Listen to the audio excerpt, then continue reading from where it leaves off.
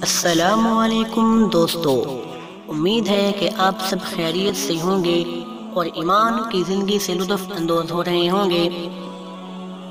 دوستو، مسند احمد کی حدیث میں ہے، نبی صلی اللہ علیہ وسلم نے فرمایا کہ جانتے بھی ہو کہ سب سے پہلے جنت میں کون جائیں گے؟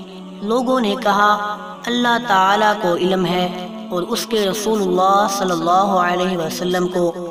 تو آپ صلی اللہ علیہ وسلم نے فرمایا سب سے پہلے جنتی مساکین اور مہاجر ہیں جو دنیا کی لذتوں سے دور تھے، جو تکلیفوں میں مبتلا تھے، جن کی مرادیں دلوں میں ہی رہ گئیں۔ رحمت کے فرشتوں کو حکم ہوگا کہ جاؤ انہیں مبارکباد پیش کرو۔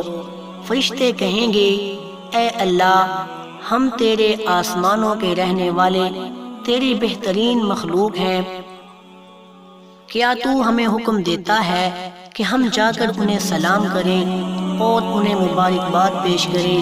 اللہ تعالیٰ جواب دے گا یہ میرے وہ بندے ہیں کہ جنہوں نے صرف میری عبادت کی تھی، میرے ساتھ کسی کو شریک نہ کیا، دنیاوی راحتوں سے محروم رہے، مصیبتوں میں مبتلا رہے، کوئی مراد پوری نہ ہونے پر بھی یہ صابر رہے۔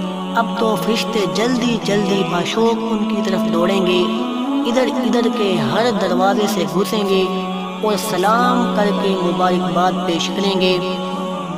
اللہ تعالیٰ سے دعا ہے کہ اللہ تعالیٰ ہمیں بھی ان سب سے پہلے جنت میں جانے والے صحابہ کرام میں سے شامل فرمائے۔